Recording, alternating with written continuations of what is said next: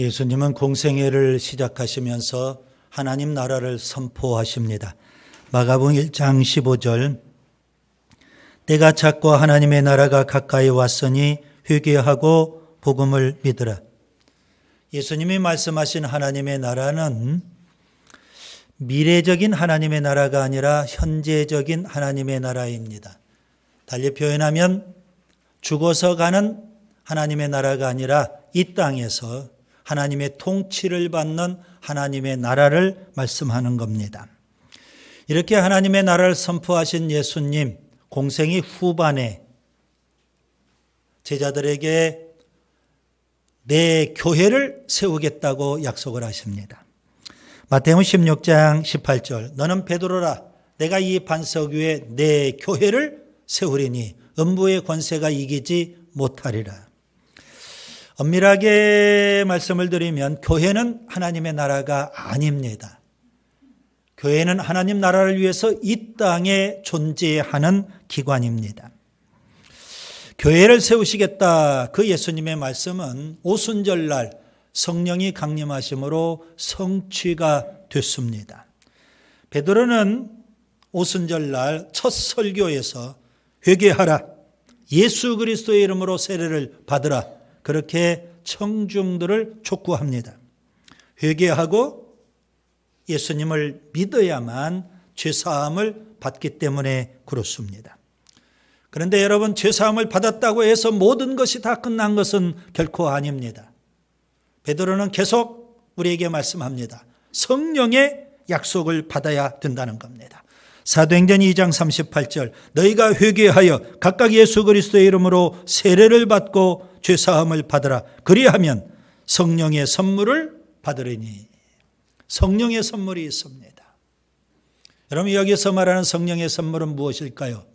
지난 시간에 말씀드린 대로 우리가 흔히 생각하는 성령의 은사, 예를 들면 방언, 예언, 신유, 축사, 그런 성령의 은사를 말씀하는 것이 아닙니다. 문맥을 통해서 우리가 살펴봐야 되는데요. 회개하고 예수님을 믿으면 죄사함을 받죠. 죄사함을 받은 이후 우리에게 주어지는 성령의 선물을 말씀하고 있는 겁니다. 두 가지입니다. 하나는 구원, 개인적인 구원이고요. 하나는 공동체인 교회를 의미하는 겁니다. 여러분, 구원이라는 것은 죄사함보다도 훨씬 더 크고 깊은 의미가 담겨 있습니다. 우리가 죄사함을 받으면, 물론 회개하고 예수 믿음으로 죄사함을 받았죠. 죄사함을 받으면 그것으로 끝나는 것이 아니라 그때부터 시작해서 우리가 성화의 과정을 밟아가게 되는 겁니다. 그리고 천국에 가면 영화에 이르게 되는 겁니다. 죄사함, 그 다음에 성화의 과정, 그리고 영화, 이 모든 과정을 성경에서는 구원, 이렇게 표현하고 있습니다. 그렇기 때문에 죄사함은 구원의 시작에 불과하고요, 성화는 구원의 과정이고요, 그리고 영화는 구원의 완성, 이렇게 표현할 수가 있습니다. 이 모든 구원의 과정을 성령님이 주도하십니다. 그런데 성령님은 우리에게 교회라는 것을 선물로 주시거든요. 교회를 통해서 이 구원의 역사를 계속 이루어 가시겠다는 말씀입니다. 그래서 교회는 성령의 선물이다, 이렇게 여러분 보셔야 합니다. 자, 그리스도인은요, 하나님이 주신 선물, 성령의 선물인 이 교회를 소홀히 할 수가 없습니다. 교회 생활은 선택이 아니라 필수다, 제가 늘 그렇게 주장을 하는 겁니다. 예수 믿고 구원받았으면 이제 구원의 역사를 이루어 가는데 성령님은 교회를 통해서 그 구원의 역사를 이루어 주시거든요. 그래서 교회 생활은 필수고요, 교회 생활이 바로 신앙생활이다, 이렇게 여러분이 이해하셔야 됩니다.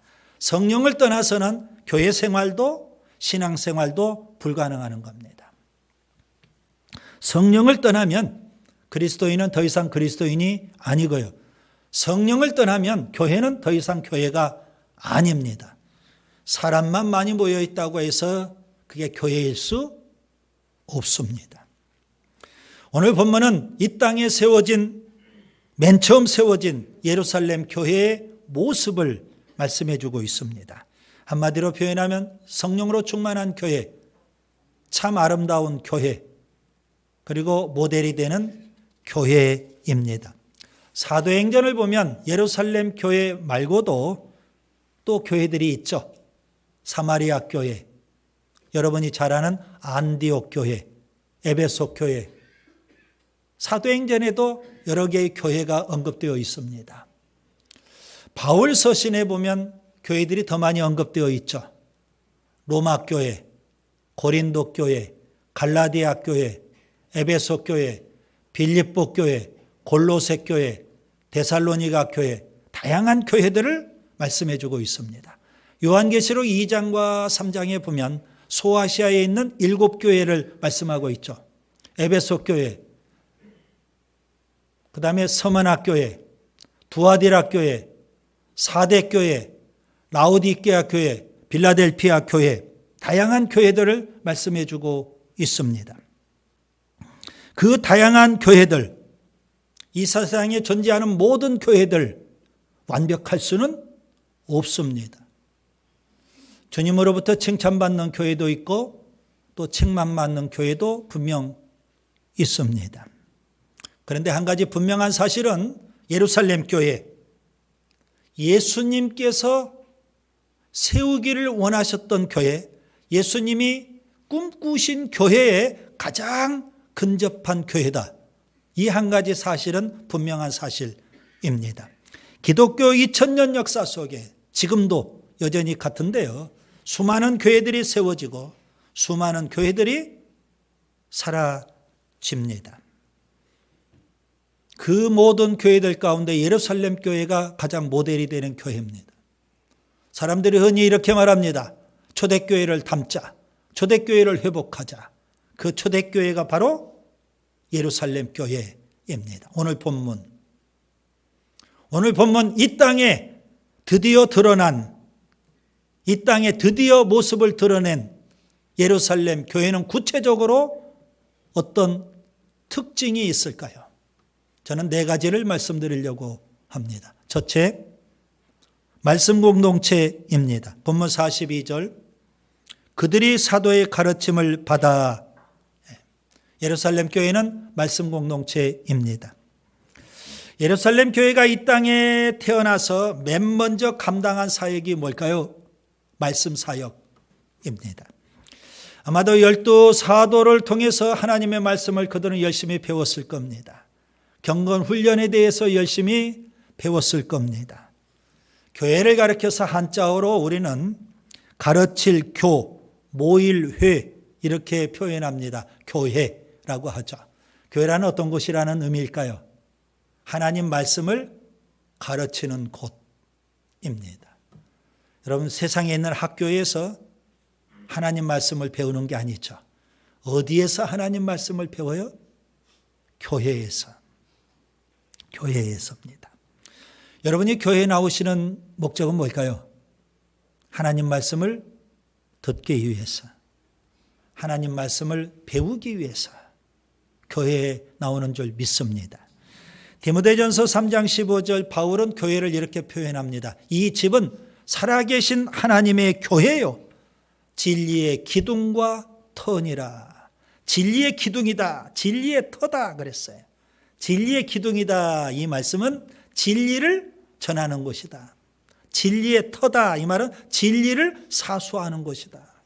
그게 바로 교회입니다.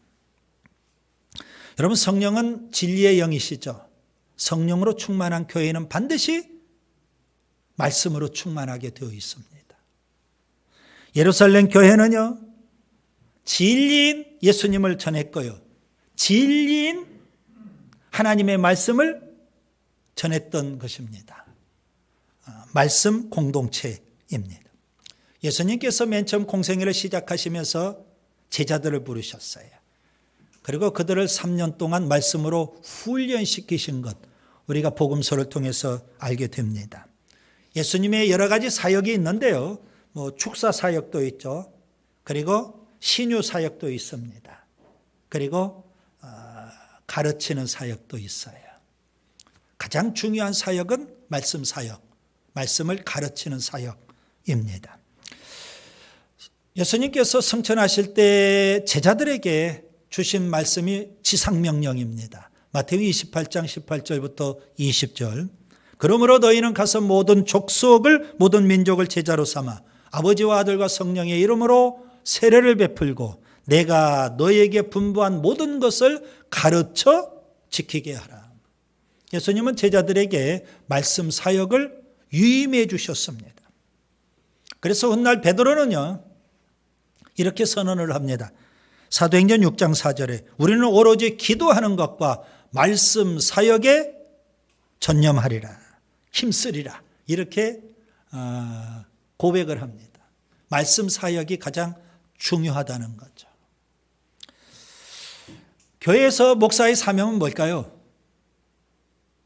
하나님 말씀을 가르치는 일입니다.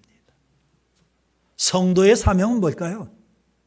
하나님 말씀을 열심히 배우는 겁니다. 그래서 늘 교회를 가까이 하고 하나님 말씀을 열심히 배우고 배운 바 하나님 말씀대로 순종하며 살면 되는 겁니다. 교회는 말씀 공동체이어야 합니다. 둘째, 교제 공동체입니다. 본문 42절 서로 교제하고, 교제라는 단어가 나옵니다. 본문 46절에 집에서 떡을 떼며 기쁨과 순전한 마음으로 음식을 먹고 라고 말씀합니다. 예루살렘 교회는 교제 공동체입니다. 여러분, 교회는 건물이나 조직이 아닙니다. 공동체입니다. 교리적으로 교회를 그리스도의 몸 이렇게 표현하죠. 하나님의 백성, 그리스도의 몸 이렇게 표현합니다. 무슨 의미죠? 공동체라는 겁니다. 여러분, 교회를 교회되게 하고 교회를 공동체되게 하는 것, 가장 중요한 사역은 교제, 사랑의 교제입니다. 그래서 교회에서 교제가 빠지면 더 이상 교회가 될 수가 없는 겁니다. 우리 신앙생활에 교제가 빠지면 더 이상 신앙생활일 수 없다는 말씀입니다. 어떤 신학자는 그래서 교회라는 이 용어를 우리가 달리 번역을 해야 된다, 그렇게 주장을 합니다. 예를 들면 방금 전에도 말씀드린 대로 교회할 때 교는 가르칠 교자를 썼는데 교제 교자를 써야 된다, 그렇게 주장하는 사람도 의외로 많습니다. 가르칠 교보다도 교제 교, 그렇게 해서 교회라고 표현해야 되지 않느냐, 그렇게 주장하기도 해요. 헬라어로 교제를 코이노니아 이렇게 표현합니다. 그 코이노니아라는 단어는 공동이라는 의미가 담겨 있습니다. 우리가 흔히 공동체 할 때 공동생활할 때 공동을 말하는 겁니다. 그래서 예루살렘 교회는요, 식탁 교제와 함께 공동체 생활을 시작을 하는 겁니다. 본문 44절 45절을 보세요. 믿는 사람이 다 함께 있어 모든 물건을 서로 통용하고 또 재산과 소유를 팔아 각 사람의 필요를 따라 나누어졌다. 유대계의 종파 가운데 바리새파가 있죠? 사두개파도 있습니다. 그리고 성경에 직접 언급은 되어 있지 않지만 아주 유명한 종파가 하나 있어요. 에세네파입니다. 쿰란이란 지역에서 공동체 생활을 했어요. 에세네파, 아주 중요한 파입니다. 그 에세네파 출신이 세례자 요한이 아닐까, 그렇게 추정하기도 합니다. 그들은 공동체 생활을 했던 겁니다.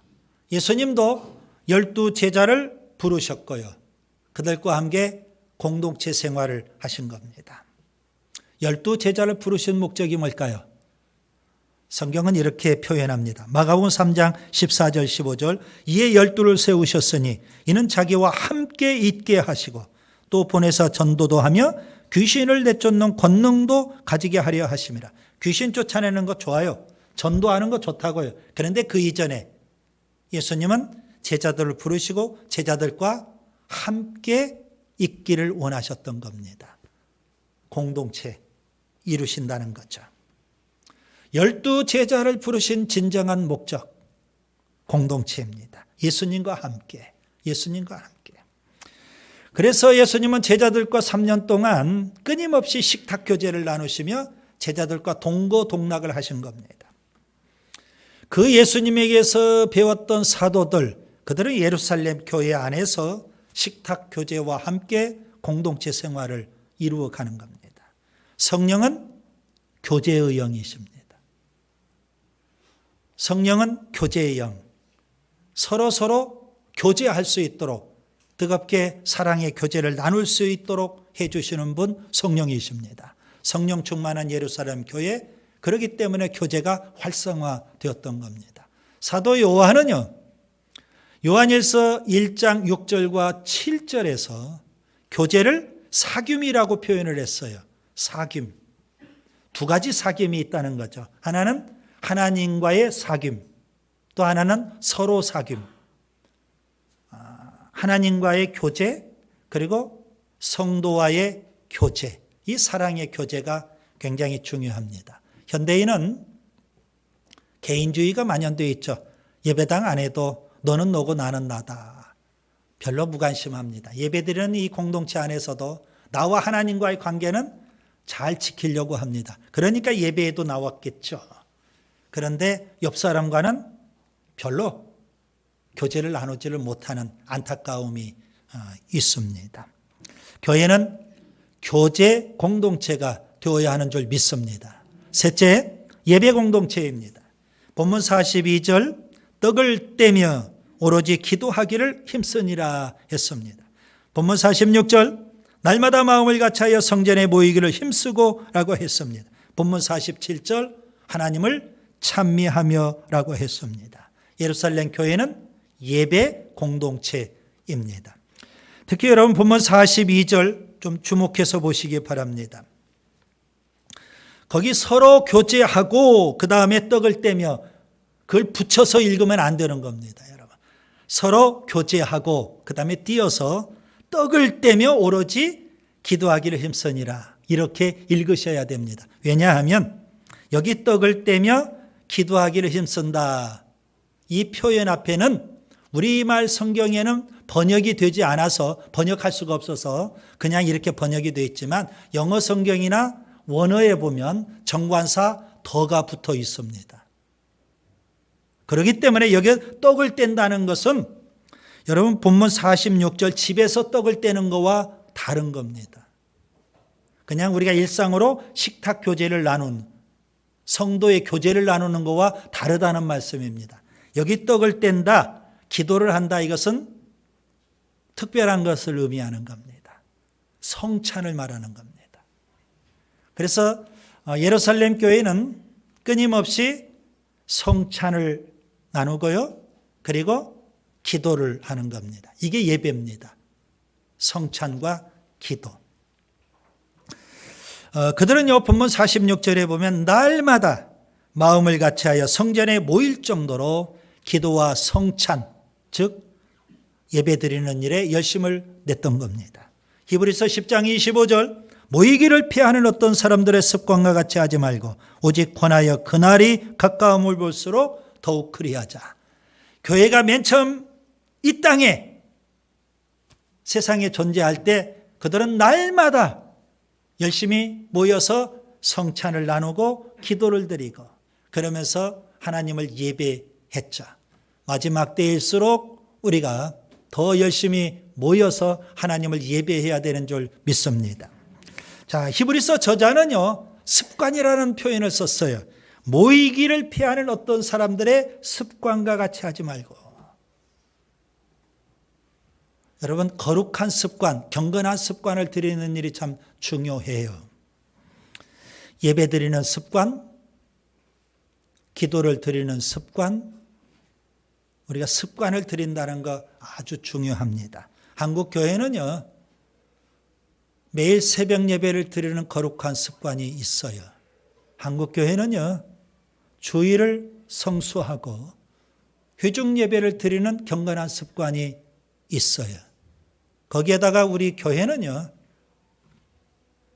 주일을 성수하고 회중 예배를 드릴 뿐만 아니라 예배 후 우리가 식탁 교제와 함께 순모임을 나누는 그런 경건한 습관도 우리에게는 있어요. 그럼 습관을 들인다는 것 대단히 중요해요. 교회는 기도하는 집이고 예배하는 집입니다. 성령은 기도의 영이시며 예배의 영이십니다. 성령으로 충만하면 반드시 기도하게 되어 있습니다.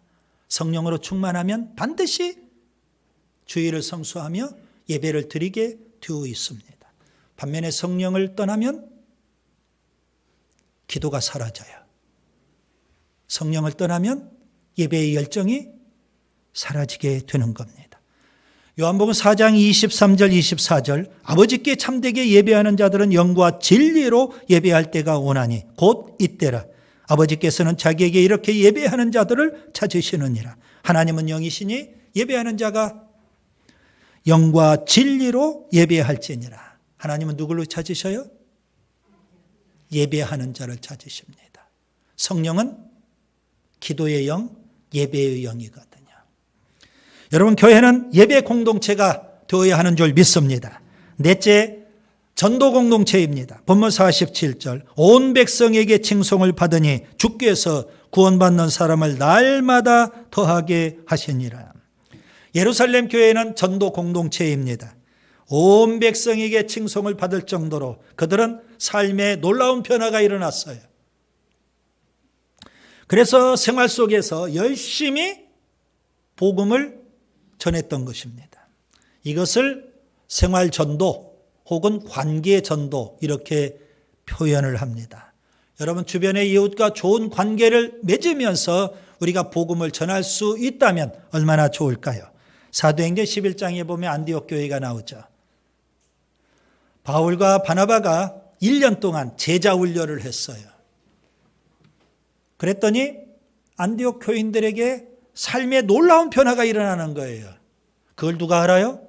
안디옥에 거주하는 주민들이 다 알아요. 그래서 그들은 안디옥 교회의 교인들을 가르쳐서 그리스도인이라는 칭호를 붙여줬어요. 그리스도인이다. 그 칭호가 오늘 우리에게도 지금 전해져 온 거 아니겠습니까? 예수 믿는 사람, 예수님을 추종하는 사람, 예수쟁이들. 이게 바로 그리스도인입니다. 여러분, 성령은 전도의 영이십니다.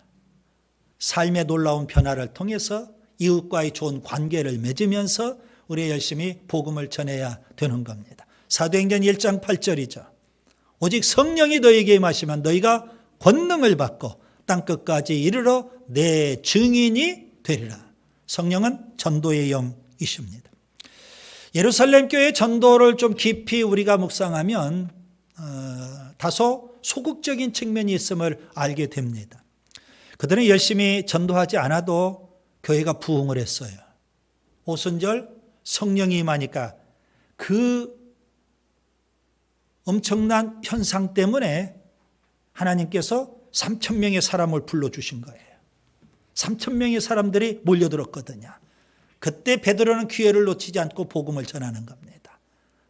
그날에 3,000명이 회개하고 하나님 앞에 돌아오게 됐어요.